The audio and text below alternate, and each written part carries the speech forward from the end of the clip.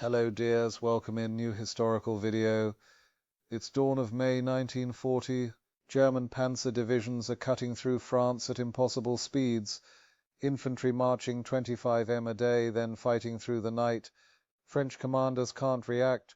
British forces retreat to Dunkirk. The blitzkrieg seems unstoppable.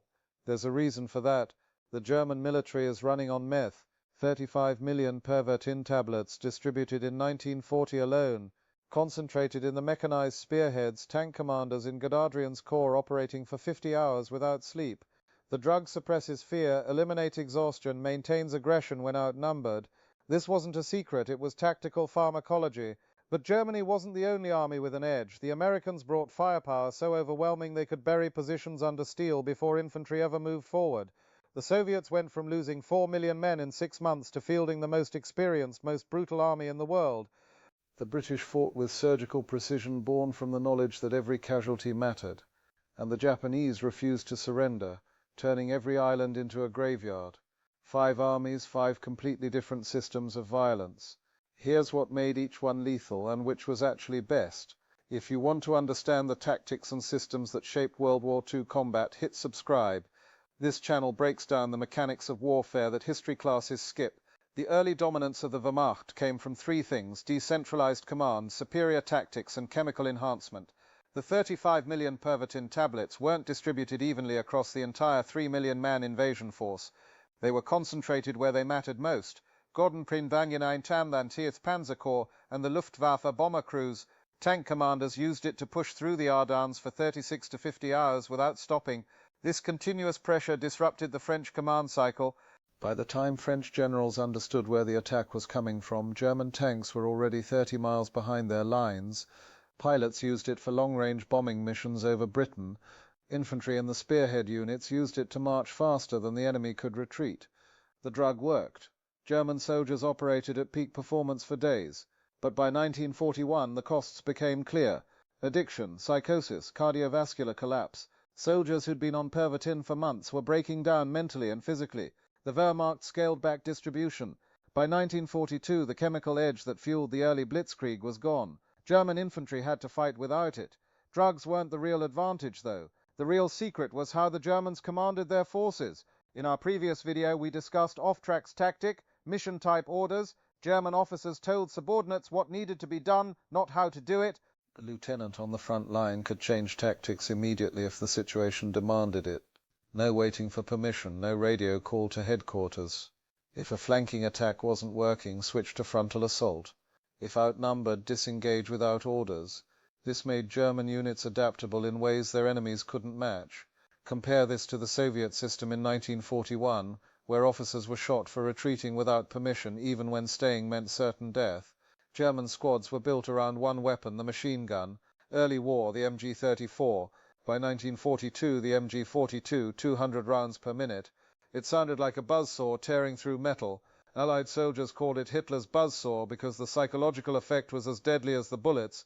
The entire squad existed to feed that gun ammunition and protect the gunner. When attacking, it pinned enemies while riflemen flanked. When defending, squads waited until the enemy was at point-blank range, then opened fire.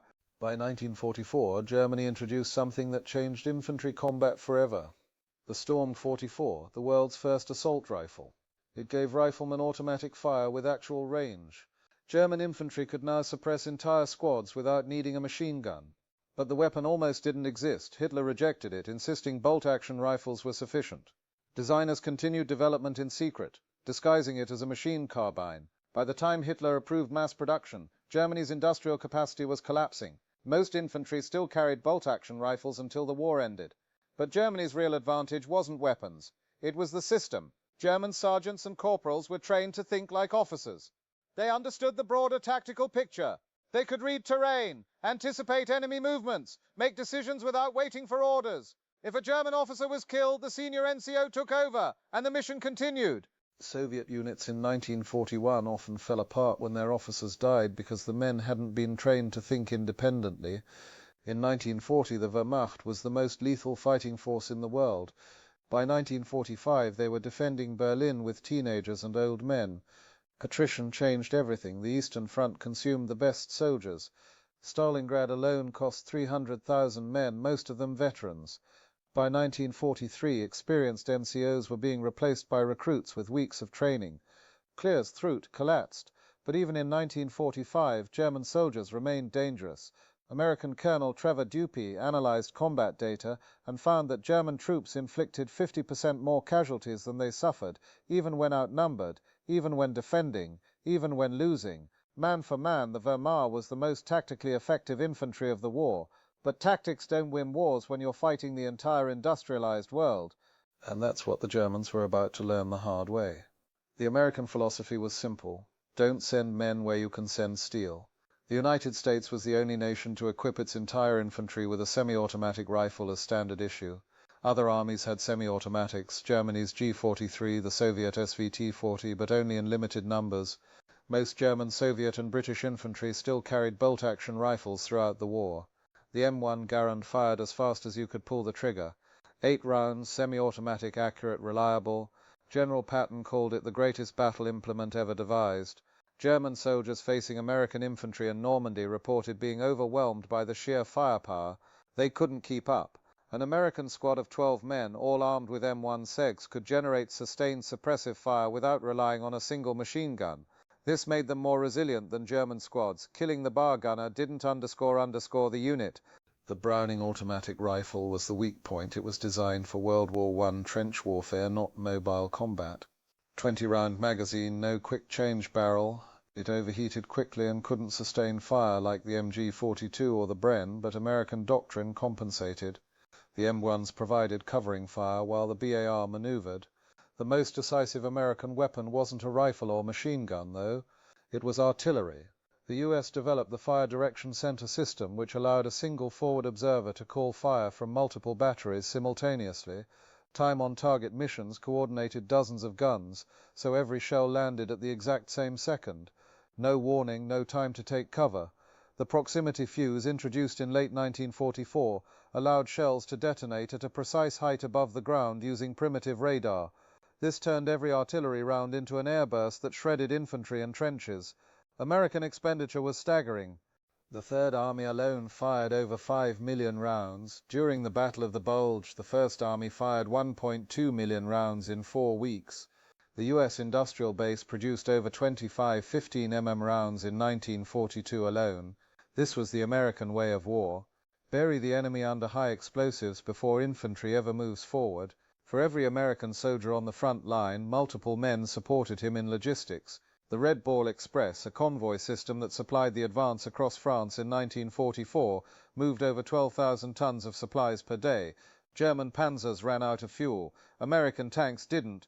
That's not tactics, that's systems. In 1942, American infantry were inexperienced. They made mistakes, they took unnecessary casualties. By 1945, they'd learned German tactics, mastered combined arms, and could execute complex operations independently. They never matched German man-for-man skill. They didn't need to, because in a war of attrition, logistics beats tactics every time. But there was one army that turned attrition into a weapon itself. June 1941. The Red Army is a disaster. 4 million casualties in 6 months. Entire armies encircled. Mass surrenders. By May 1945, everything had transformed. The Red Army had become the most combat-hardened force in the world. When Germany invaded, the Red Army was in chaos. Stalin's Great Purge in 1937-1938 had executed or imprisoned 90% of experienced officers. The men who replaced them were loyal but incompetent. Soviet doctrine in 1941 was rigid. Officers couldn't retreat without permission, even when staying meant death. Tactics were crude, frontal assaults, human waves, no coordination between infantry, tanks and artillery. The results were predictable. Millions dead or captured in the first months. But the Soviets learned after Stalingrad. They implemented deep battle doctrine. Simultaneous attacks across the entire depth of enemy defenses. Front lines, reserves, artillery positions, supply depots, all hit at once. The goal wasn't to break through in one place, it was to overload the enemy's ability to respond. Soviet commanders became masters of deception. Entire tank armies moved at night to create overwhelming local superiority where the enemy didn't expect it. Soviet squads copied German tactics. They reduced squad size and increased firepower. The DP-27 light machine gun became the centerpiece, just like the German MG-42, and they mass-produced the PPSH-41 submachine gun. Simple stamped steel construction, 71-round drum magazine, perfect for close quarters. By 1945, entire Soviet battalions were equipped with submachine guns, creating specialized assault forces for urban warfare. The Red Army prioritized artillery above everything else. At the Battle of Berlin, they concentrated over 250 guns per kilometer of front, the most intense barrage in history. Over 41,000 guns fired 1.2 million shells on the first day alone. No other battle matched this density of fire. American artillery relied on precision and coordination. Soviet artillery relied on overwhelming mass. Both worked. By 1945, Soviet infantry weren't just experienced. They were veterans of the most brutal combat in human history. They'd seen their country devastated, cities burned, families murdered. When they crossed into Germany, they fought with a hatred that terrified German soldiers. The Red Army committed atrocities on a massive scale. Essay, looting, executions. This wasn't official policy, but it wasn't stopped either. Soviet casualties exceeded 8 million dead, but they won. By 1945, the Red Army had transformed from catastrophe to conquest. More artillery than anyone, more experience than anyone, more rage than anyone. They were unstoppable. But not every army could rely on overwhelming numbers and industrial might. The British fought the entire war under one unbreakable rule. We cannot afford heavy casualties. World War I had cost Britain nearly 1 million men. The public wouldn't tolerate that again. So British tactics became an exercise in precision and firepower over manpower. British infantry training was the most realistic in the war. Live rounds fired over trainees' heads so they learned the difference between a gun firing and a bullet hitting nearby. This created soldiers who didn't panic under fire.